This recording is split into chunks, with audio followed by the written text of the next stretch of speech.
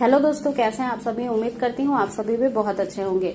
दोस्तों, मेरी प्रेगनेंसी सही या नहीं सही है, या फिर खराब चल रही है, अच्छी चल रही है, स्वस्थ चल रही है, या बिल्कुल भी बच्चा स्वस्थ नहीं है, ऐसे कई बातें महिलाओं के मन में घर कर जाती हैं। जब वो प्रेग्नेंट होती हैं तब वो डेली डॉक्टर के पास भी नहीं जा पाती हैं।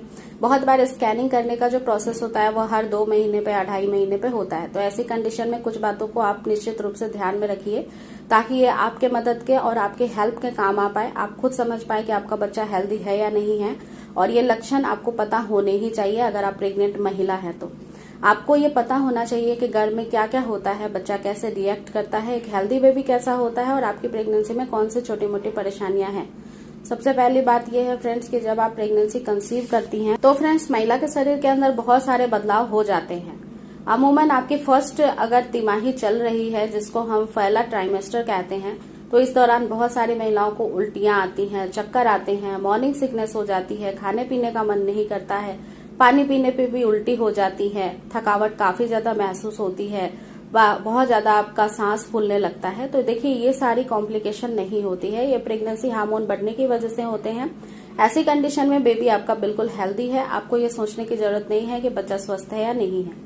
इसके अलावा डिस्चार्ज से जुड़ी हुई कुछ धारणाएं होती हैं कि डिस्चार्ज ज्यादा आ रहा है, कम आ रहा है, तो फिर हमारा प्रेगनेंसी कैसा है। देखिए, डिस्चार्ज अमूमन 9 महीने के प्रेगनेंसी में आते ही रहते हैं।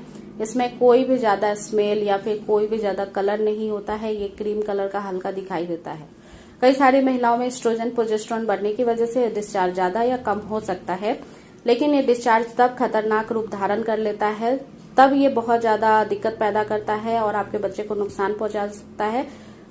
क्योंकि डिस्चार्ज एक ऐसा माध्यम है जो आपके यूट्रस को क्लीन करता है। अगर डिस्चार्ज में थोड़े बहुत परिवर्तन दिखाई दे रहे हैं, जैसा कि मैं बताने वाली हूँ, तो आपकी प्रेगनेंसी अनहेल्दी प्रेगनेंसी है, आपको तुरंत डॉक्टर के पास जाना है।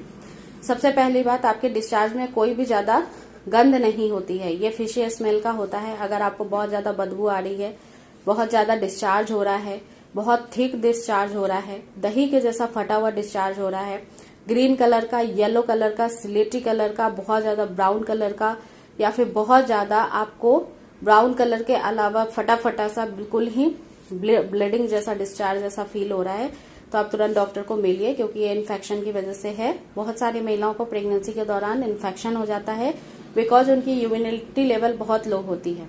अगर आपके निचले अंगों में खुजली बहुत ज्यादा हो रही है, आपको कांटेक्ट में रहने पे हस्बैंड के साथ जलन या फिर बहुत ज्यादा तेज दर्द का एहसास होता है, आपको पेशाब करते समय बहुत जलन का, बहुत दर्द का एहसास होता है, तो ये भी इन्फेक्शन के कारण हो रहा है। आप तुरंत डॉक्टर को मिलिए, नहीं तो ये इन्फेक्शन यूट्रस तक पहुंच जाएगा, जो कि बच्चे को भी प्रॉब्लम कर सकता है।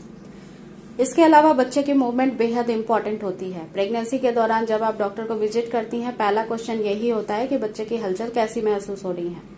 बच्चा अगर कम हलचल करता है, अगर 2 घंटे में 4 बार से कम मूवमेंट करता है, 1 बार करता है, या बिल्कुल आपको कम फील हो रहा है मूवमेंट, आपने आराम करके देख लिया, कुछ मीठा खा के देख लिया, फिर भी आपको बच्चे की मूवमेंट में इतना ज्यादा एक्टिवनेस नहीं महसूस हो रहा है, तो हो सकता है कि बच्चा घर में सही नहीं है। एक हेल्दी बेबी की पहचान होती है कि वो बहुत अच्छे से मूवमेंट करता है, उसकी मूवमेंट इतनी ज्यादा होती है, महिलाओं को काफी ज्यादा प्रॉब्लम भी आ जाती है कई सारे को काम को करने में, लेकिन मूवमेंट बिल्कुल नहीं हो रही है, तो मतलब बच्चे को ऑक्सीजन की या फिर ब्लड के सप्लाई की कमी हो रही है, इसलिए बच्चा मूवमेंट नहीं कर रहा है। मूवमेंट का एक बहुत गहरा नाता होता है। पहले के ट्राइमेस्टर में आपको मूवमेंट कम होता है, लेकिन सेकेंड ट्राइमेस्टर में काफी अधिक होता है, और थर्ड ट्राइमेस्टर में 8वें 9वें महीने में मूवमेंट कम हो जाती है, क्योंकि इस समय बच्चा हेड डाउन की पोजीशन में आता है, बच्चे का हेल्थ बढ़ जाता है, ग्रोथ होता है, जिसकी वजह से उसको स्पेस नहीं मिलता है। लेकिन अगर आपको 4 महीने के बाद मूवमेंट समझ में ना आए, या फिर सेकेंड ट्राइमेस्टर में मूवमेंट काफी कम हो, तो आप तुरंत डॉक्टर के पास भाग के जाइए। कोई दिक्कत हो सकती है, इमीडिएट इसका इलाज कराना, डायग्नोज कराना जरूरी होता है। इसके अलावा फ्रेंड्स, अगर आपको बहुत ज्यादा थकावट रहती है, आपको विटामिन की गोली दी जाती है, आपको आयरन की टैबलेट दी जाती है, उसके अलावा फोलिक एसिड की टैबलेट प्रोवाइड की जाती है, आप सारे टैबलेट्स ले रहे हैं टाइम से, उसके बाद भी वीकनेस रहता है, पैरों में हाथों में सूजन हो जाते हैं, बार बार बहुत ज्यादा ऐठन जैसा फील हो रहा है हाथ पैरों में, बहुत ज्यादा थकावट लग रहा है, कुछ काम नहीं कर पा रही हैं, तो आप कमजोरी है काफी ज्यादा आपके शरीर में। इसके लिए आपको या तो न्यूट्रिशनल डाइट लेना होगा, आपको विटामिन अच्छे से लेने होंगे नेचुरल सोर्सेज से, या फिर आपको ड्राई फ्रूट्स खाने होंगे। बट आपको एक टेस्ट भी कराना होगा और डॉक्टर से मिलना पड़ेगा, क्योंकि ये कमजोरी किस वजह से है। बहुत सारी महिलाओं को शुगर बढ़ जाता है, बीपी बढ़ जाती है, ऐसी भी दिक्कत प्रेगनेंसी के दौरान हो जाती है, जेस्टेशनल डायबिटीज भी हो जाती है।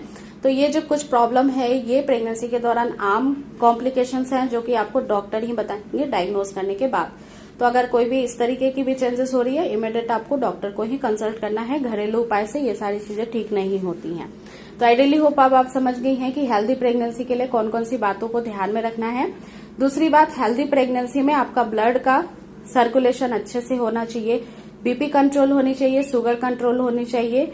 आपका जो नॉर्मल डिलीवरी का ड्यू डेट दिया गया है उसके काफी पहले आपकी गर्भाशय ग्रीवा नहीं खुलनी चाहिए। बच्चे का वजन अच्छा होना चाहिए, जो कि आपको सोनोग्राफी में बताया जाएगा। बच्चे की पोजीशन सही होनी चाहिए, जो कि आपको डायग्नोज करके सोनोग्राफी में बताया जाता है। नावल की पोजीशन अच्छी होनी चाहिए। तो ये सारी चीजें आपकी इंटरनल स्कैन पे पता लग जाती है। तो फ्रेंड्स, अगर वीडियो पसंद आई है तो इसे ज्यादा से ज्यादा शेयर, लाइक और चैनल को सब्सक्राइब करना बिल्कुल भी ना भूलें। मिलती हूँ नेक्स्ट वीडियो में एक नई टॉपिक के साथ। अपना पूरा ध्यान रखें। Take care guys, thanks for watching.